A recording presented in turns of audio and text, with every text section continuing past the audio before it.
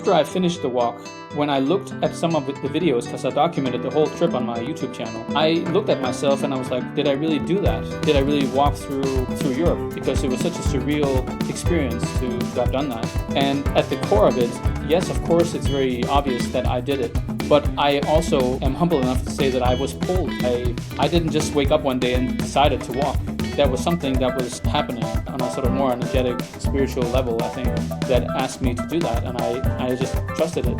And I have tried to find my path for a long time, going to events, reading books, going to meditation retreats, Ayurveda retreats in India. I have done marathons, I have done long walks. There's a lot of things I've done to find my way, but there's nothing that has given me as much as walking long distance. I can't even compare that. It has given me so much more than anything else. And I think it's because it brings you back to something very organic, very human. And the word humble actually goes back to, the root word means on the earth. And that's very interesting to me, especially when I focus so much on humility, is that actually walking or being humble means on the earth. So when we walk, we perhaps become more humble along the way, who knows? But yeah, as I say, the longer you walk, the deeper you go. And I think that if anybody would ask me, what would you recommend in terms of walking and the length, I would definitely recommend walking as far as you have time for, because it will give you so much more than you would think. But every time it was about walking. It was simply continue to walk,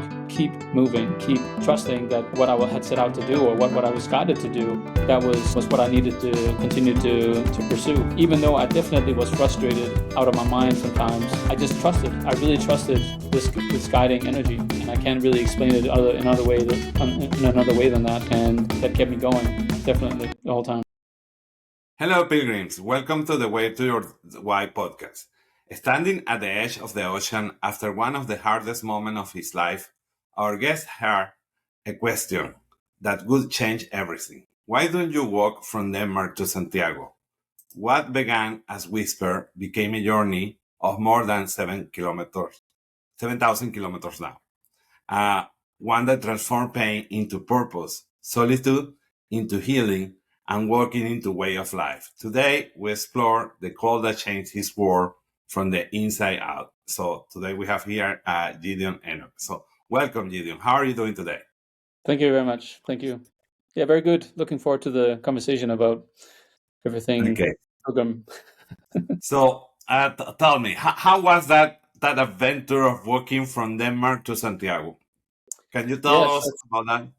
Yeah, that's a big question, because it took me many years to process. Okay. But the way it started was that I was in a big personal transition in my life between May and early June in 2020. It was a breakup scenario where I just didn't feel well. I was frustrated. I didn't really like where I was in my life, because I felt like I had gone back to a circle I thought I had left or wish I had left. And so I moved out of my ex's house and stayed in this red farmhouse for about a month. And every day I sort of woke up with frustration and negativity. And sometimes I hoped that I didn't wake up because it was just miserable. But on the 30th morning, I woke up and really decided I need something to change now. So I sat down, meditated for 3 hours, and then I took a 2-hour walk to the ocean. And for whatever reason, when I ended up at the ocean, looking over this very calm shore, there was this very strange voice, a very clear, vivid voice asking me, Gideon, why don't you walk from Denmark to Santiago? And I sort of looked around, like, where did that come from? And of course, I understand now that it was probably something inside of my head or whatever it may be, but it was just so very clear that it really made me smile, made me inspired for the first time in a long time. And I then shared that with my parents just a few minutes later, because I was going to meet them for lunch. And that's when the answer to the question came, I think, emotionally. And 2 weeks later, I just started walking, having no idea why. I just had a tremendous trust in this voice and this energy that I felt told me or asked me to go. So I just had a lot of trust in that and faith in that it would be okay and that I would be guided along the way. So yeah, that's how it started. So how many countries crossed you over from Denmark to Spain? Yeah, so I walked through Denmark, and from the north of Denmark to through Germany. Then I walked through Belgium, and from the top of and bottom of France. Then, of course, I walked through the Basque Country. That's also, you have to respect the Basques. They have their own Okay. country, and then walking through Spain as well. So yeah, I guess five countries and six in total. Okay. When was that you mentioned that you left Denmark? That was June 22nd on in 2020. Okay, June 22nd. How long did it take that from Denmark you went to Germany, right? Yes, straight down over the border. Yeah. How many days took from going through where you were in Denmark to Germany? About 15 days. 15 days. Yeah. Okay, and it was summer that time, so the Yes. weather was hot. How was the weather at the time? Yeah, it was pretty good. Pretty good. I mean, can it in Denmark it rains once in a while, so you can't really avoid that most of the time. But yeah, it was good. Weather was good most of the time. Yeah. Okay, and then a question I have. So we know that the Camino de Santiago is very well marked when you are Yes. in Spain. How Yes. about that traject that you made from Denmark to Germany? It was poles where you know how to go, or how was that? Yes. So in Denmark we have a road called Hervejen. In the west part of Denmark we have the biggest piece of land, and you can sort of walk on Hervejen from the top to the bottom to the border of Germany. So that's pretty easy and very well marked. And then in Germany, it was also very well marked. I don't really recall it being a big problem. In Belgium and France, there were definitely some places where, if I didn't have my GPS with me, I had this Camino road GPS that I found, a German GPS road or path. That was more difficult sometimes. So if I didn't have that, I would wonder where I would end up sometimes because I didn't see markers for sometimes a full day or half a day. But most of the time was definitely okay. I didn't feel like lost in that way, but definitely got lost once in a while. Okay, you say that 15 days took you from going through your home through the border of Germany, right? Of Germany. Yeah, so actually, I didn't walk from my home. I actually went up to a cathedral in the north of Denmark and started from there. Okay. So that was a bit different, yeah. But 15 days in Denmark, and then it was about 36 days, I think. 36 days in Germany, about 10 days in Belgium, and almost 2 months through France until the last, 30 some days in Spain. So Wow, that was almost half of the year walking, right? yes, 5 months, 149 days. Yeah. Okay, and then how many kilometers were in total on that first time? I mean, based on my own calculations, it was probably, or at least 3,500. So it could probably been a bit more, but I think it's probably around there. Okay, Um, wow, that's amazing. And then yeah. tell me, because when I know that people have walked the Caminos from France to Santiago, Yes. or even a little further from France, from Le Puy or from Paris, but you did from Denmark. Yes. That's a totally different monster, we can call it that way. Yes. And so when you started working from Denmark to Spain, to the border with us between France and Spain, and Mhm. there were also other people that were working, or pretty much were you by yourself? Yeah, I was by myself pretty much the whole time. It was during the pandemic, so obviously the Okay. world was really, yeah, in a very different and weird state.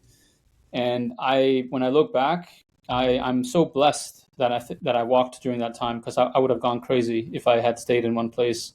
And so yeah, I only met there were a woman who walked from Paris and walked for a few days, and I walked with her for 3 days when I met her. Um, and then of course I started meeting people on the Camino or on the French way, and that was also interesting because so few was walking, right? So on the French way, you usually see hundreds of people, but Yeah. we were probably 20 to 25 per day, so there was like no one there. which was also kind of a blessing in some ways when you're used to knowing about the crowds. So of course I walked with some pilgrims there, but in general I was very alone most of the time.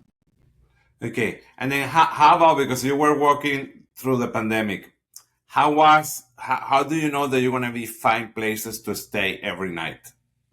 Yeah, I brought a tent, so I had a tent with me the whole way, and I used that about 20 times, I think. And so Okay. that was helpful, both in terms of the situation, but also because there were campsites open, and in that way, that helped me to always know that I had a place to stay, if I couldn't find a hostel or a hotel or whatever. So I stayed in anything I could if I yeah. So but I had a tent with me the whole time, so that was helpful. Um, yeah. Okay, but you say that from the 5 months that you find pretty much spaces every night, because it's just 20 days that you didn't find Mhm. spaces, correct? Yes, yeah.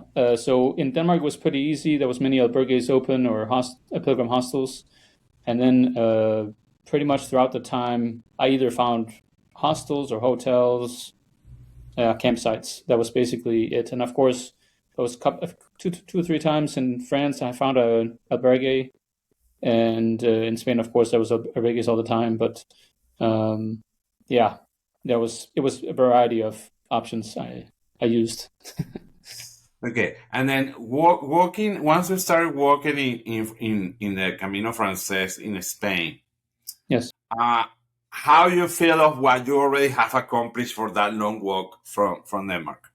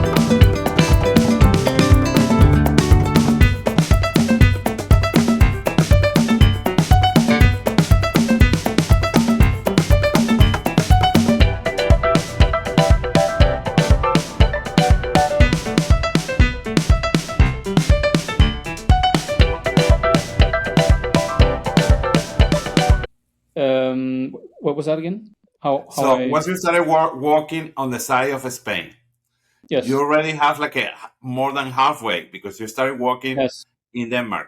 How you yes. feel of everything that you have accomplished at that moment?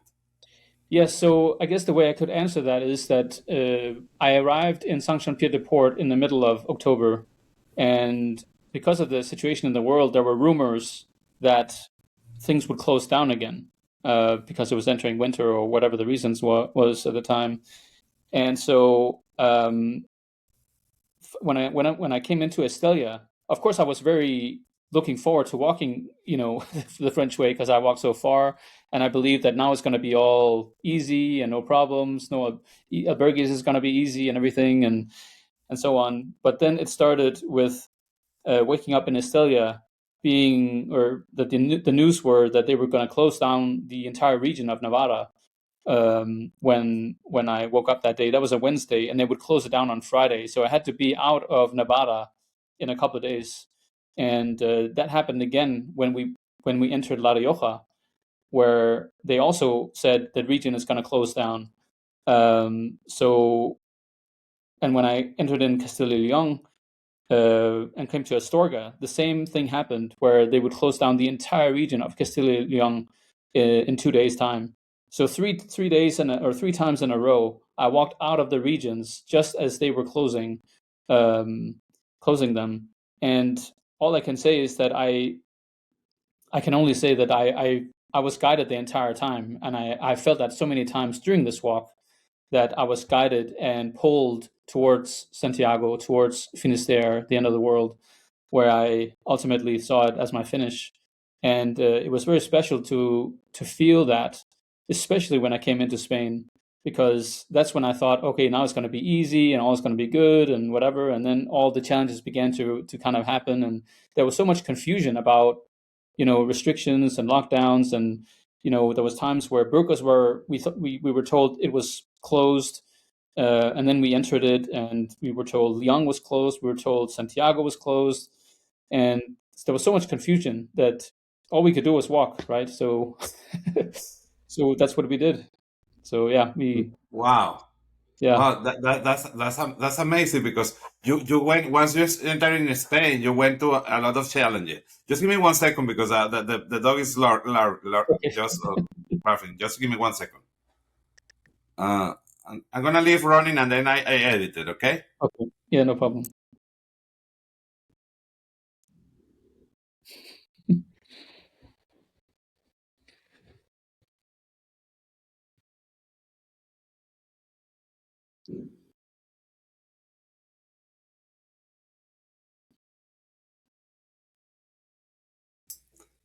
Okay, so I was saying that you went through a lot of challenges because Yes. you were once you arrived to Spain, you have to go from one region to the next one Yeah. very quick because of the situation that you were mentioning. Yes. So, how you feel about those challenges that you were facing? Well, I was very frustrated many times because of course, this was a giant, it was a calling, it was an epiphany that was so clear and pure for me that, of course, I trusted that more than anything. So I didn't really doubt that I would ever not finish because I would know I would find a way. I had already planned in my mind that if they closed down Burgos or closed down Lyon or closed down any other town, I would just walk around or walk at night, or I would find my way, right? So I was completely Okay. convinced, or um, had decided that I would finish this walk. But of course, it was just a very confusing time, and I think that it made there was nothing negative about it in some ways when I look back. It was just part of the journey, right?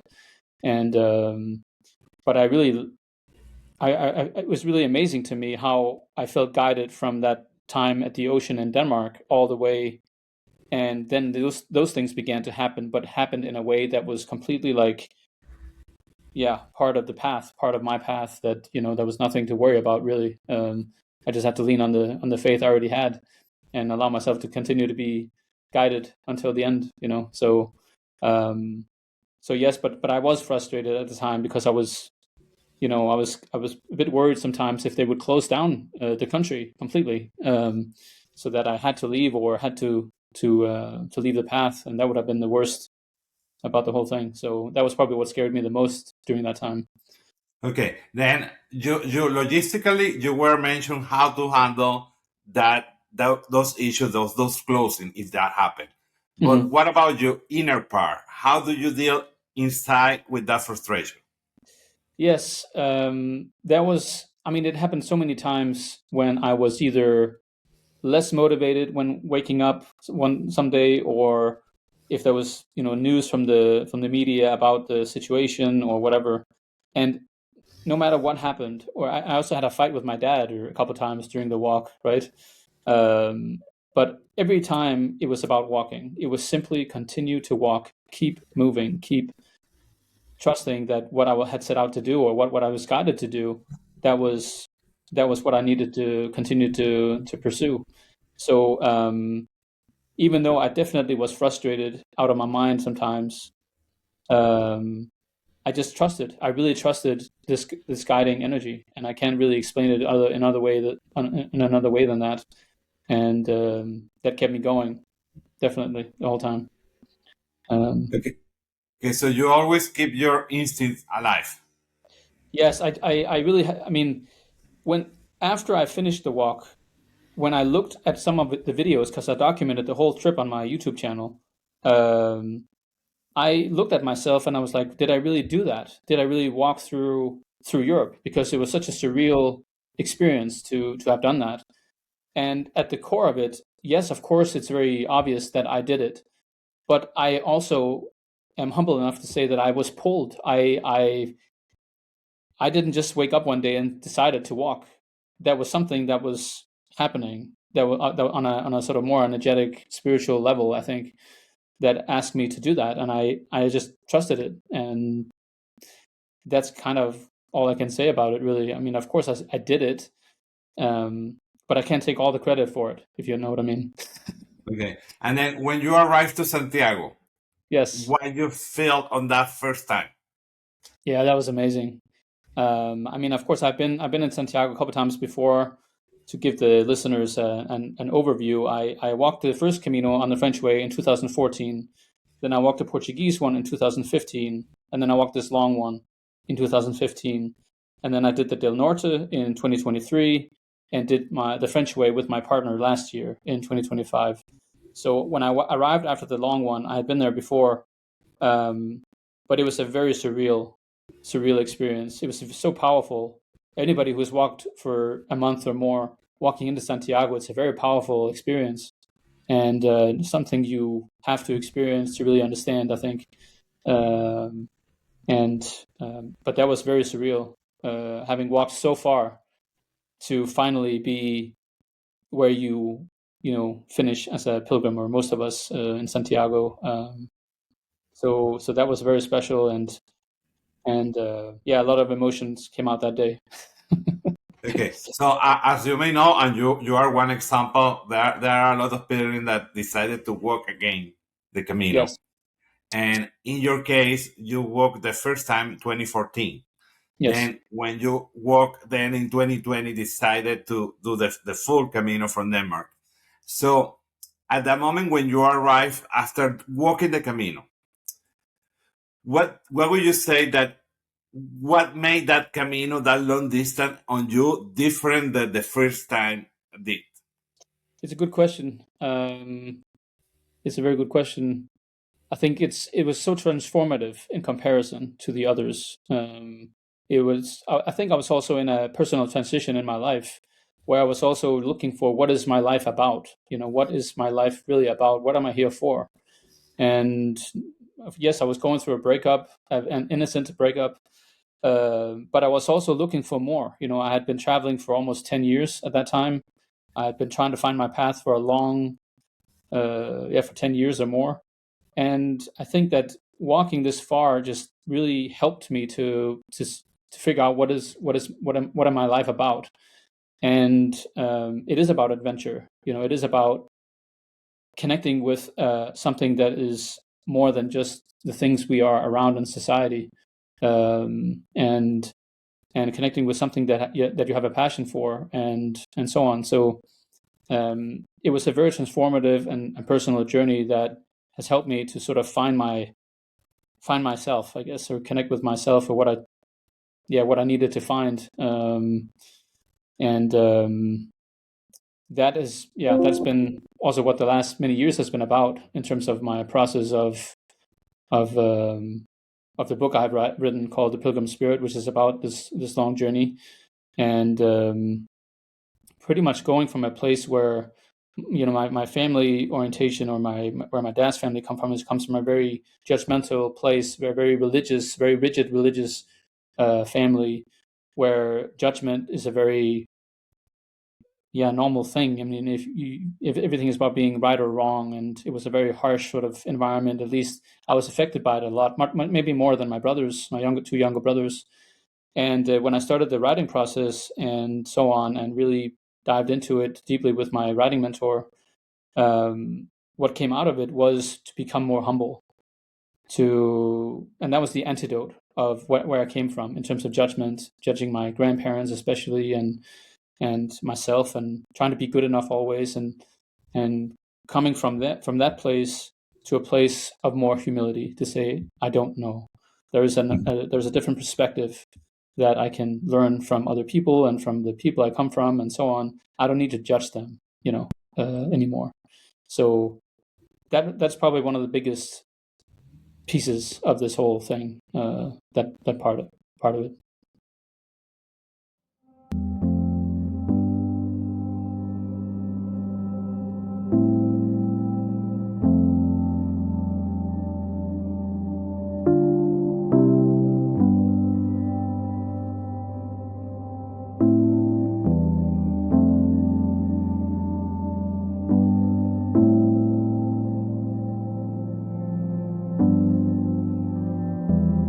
basically needed to cut loose from what I was used to.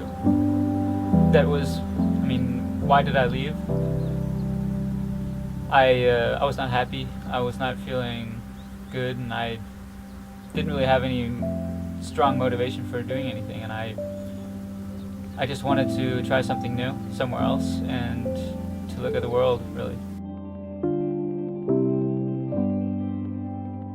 Sitting in my apartment at the time, in a depressed state in my life. The TV was on and there was an infomercial about celebrities and famous people. And watching that, I was just thinking, if I died right now, who would really care? I mean, who would find me within 2 weeks?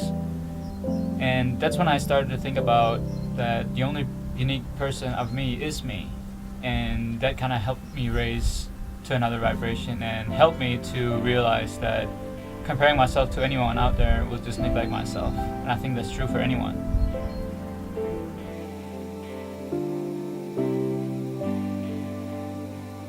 On my own journey, I have experienced pain, I have experienced loss of money and, loss of love and people I cared about.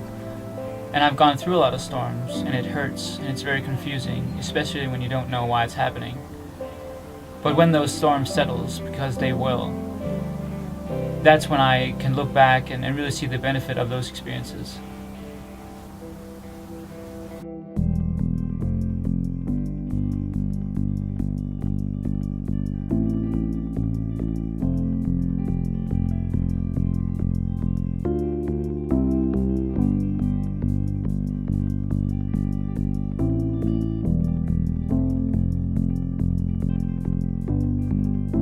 To discover your own unique journey, you have to follow your own heart.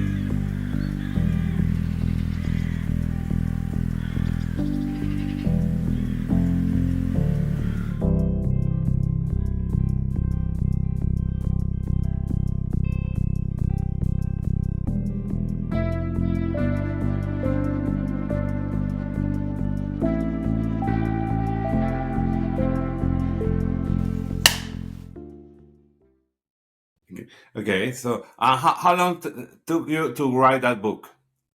Yeah, so it actually took me almost a year to kind of let it sink in. I tried to start writing between 20 after I finished in November 17th in Finisterre, and in the next year. But it took me a bit more than a year in early 2022 before I really started the writing process. And then I finished the draft of the book in a year, and then the editing has been going on for about 2+ years after that. So For there's the been a review bit. of the book, right? Yes, Okay, and tell me, you're planning to launch that book soon. When is that gonna yes. be? Here's the cover, the Pilgrim Spirit. The Okay, Pilgrim Spirit is obviously something that everybody who walked the Camino, or many of them, but many pilgrims who walk the Camino, talk about this Pilgrim Spirit, this energy that we feel connected to when we walk. And maybe you didn't see it, but the subtitle is the longer you walk, the deeper you go. okay, And of course, that's because that my experience was that the longer I walked, the deeper I went into myself. And I think okay, that's what most pilgrims find out, that if they walk far enough, they get to a place that they had never been before, right? yeah, And so yeah, this book is coming out on June 22nd. So when your listeners are hearing this or listening to this, it is out on Amazon and wherever. And yeah, it's been a very interesting process to go through that, because I had a very good mentor who helped me to give me a lot of feedback okay, throughout this process, and it really helped me to really learn about myself, slow down, be more humble, and also convey the message of being a pilgrim. What is it like to walk this far? And it's also written in a very different way. It's almost like a logbook where you follow me almost every day, where I write a bit about every day. okay, Um, and the reason for that is because I just intuitively or instinctively thought that that's the best way to write this book, And it may be that some people who start reading this will maybe stop. I don't know.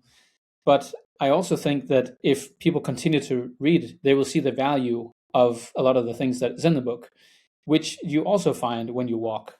So I've tried to sort of resemble the walking experience with the reading experience so that there's also an accomplishment of finishing the book, in the sense of sometimes perhaps on a walk you do not like to be walking because it hurts, it doesn't feel good. There's a lot of emotional turmoil coming through you and so on. And of course, so it was for me.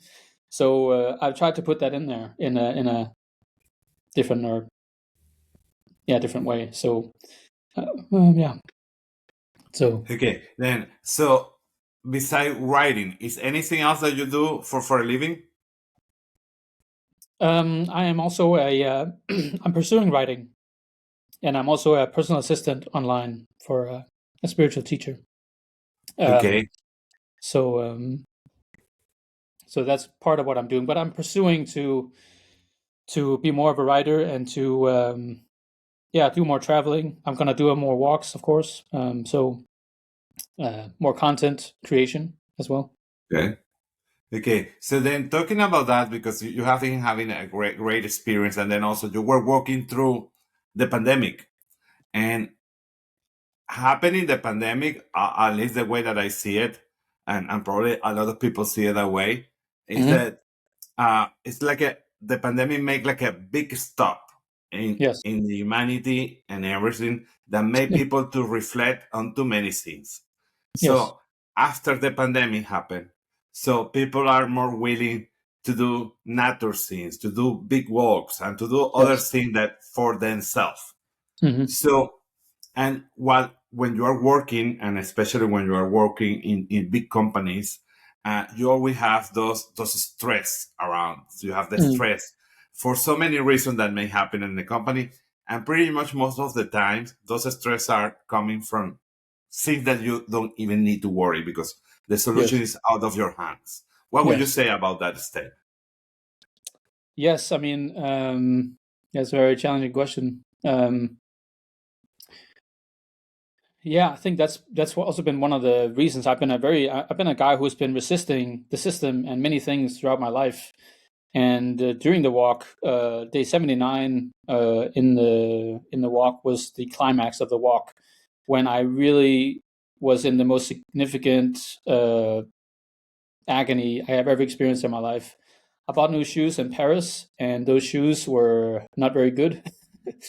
And they hurt more and more. And on day 79, which was the fourth day out of Paris, I experienced so much pain. I walked so slow.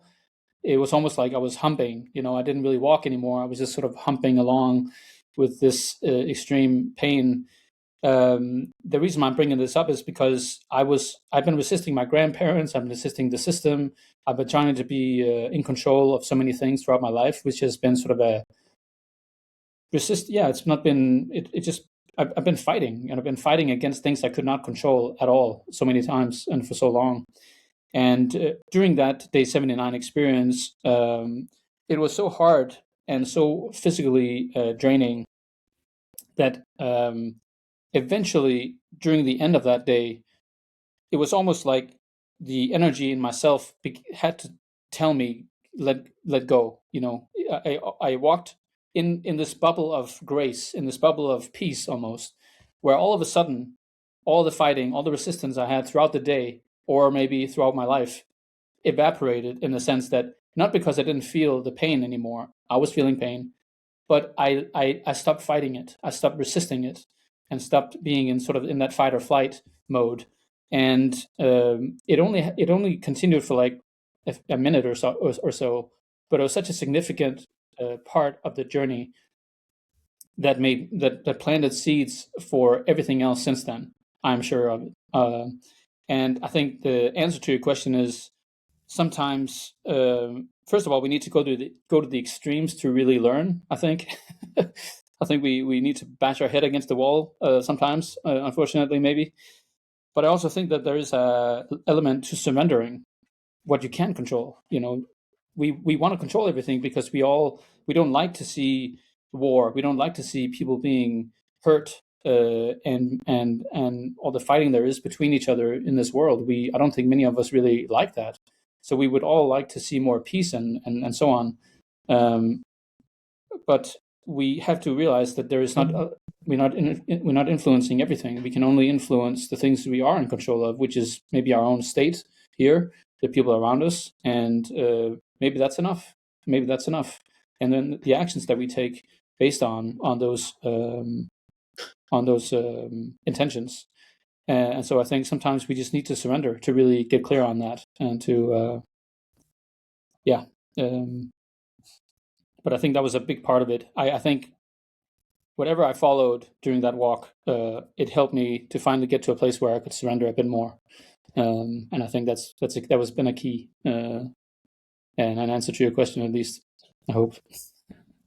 Well, thank you for that. And then, we're almost ending the conversation for today. What advice would you provide to someone that is considering to make that work, coming from you, that because you are a super professional in the way Mhm.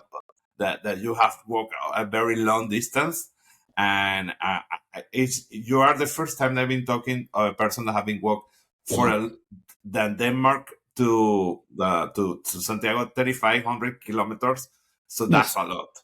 Yes. So what advice would you tell someone that is considering to do a walk? Yeah, I think it's important to at least have a clarity on maybe not why you're doing it, because I think we don't really know why before we are sort of well on our way. Maybe even after we finished, we really know why we walked, because it gives us something we don't really know we needed. I think that's one of the answers to that. I think, but I think it's clear to find out what is the motivation, or at least some of the intention of doing it. And it could be as innocent as, okay, I'm just going to take some time off for me, and could be many other reasons. But I don't think I think it's important to be clear on your own intentions of it. And I'm not really sure if that's a really good answer either, but because it's so individual too. I think a lot of people feeling really a strong call to the Camino, and if they've done it once, it's almost like the Camino is like, hey, come back, later on. And but I think it's good to have a clear sort of intentions of why, in some way, because I think it will give you it will sort of keep you going when it's hard, keep you going um, when it's difficult, and at least go with an open heart. Allow it to happen, allow to be part of the experience, allow to let the experience be part of what you're gonna going through, so that it can give you what you need. So maybe go without expectations, but with a lot of intention. Okay. And then would you say how transformative is the Camino for the How people? transformative? Yes. Yes, I mean, I have traveled for over 16 years now, and I have tried to find my path for a long time, going to events, reading books, going to meditation retreats, to Ayurveda retreats in India. I have done marathons, I have done long walks. There's a lot of things I've done to find my way, but there's nothing that has given me as much as walking long distance. I can't even compare that. It has given me so much more than anything else. And I think it's because it brings you back to something very organic, very human. And the word humble actually goes back to the root word means on the earth. And that's very interesting to me, especially when I focus so much on humility, is that actually walking or being humble means on the earth. So when we walk, we perhaps become more humble along the way. Who knows? but but yeah, as I say, the longer you walk, the deeper you go. And I think that if anybody would ask me, what would you recommend in terms of walking and the length, I would definitely recommend walking as far as you have time for, because it will give you so much more than you would think. Any walk, of course, has value. If it's a few days, a week, a few weeks, everything has value when you walk, I think. But I do believe that the longer you walk, the deeper you go, and I would definitely recommend doing it as much as you can for as long as you can. Okay. Well, thank you very much for being here today, Gideon. We appreciate a lot Okay. your time and the conversation. And you know now that you can buy the book online. So Yes. starting June the 22nd, if you can show it again. So the Pilgrim Spirit. And then, so that's going to be available on June 22nd, 2026. Through Yes. Amazon, you can buy it. And Yes. so thank you to you pilgrims as well for watching us. And please keep adding your comments on the comment section. And buen camino. Buen camino.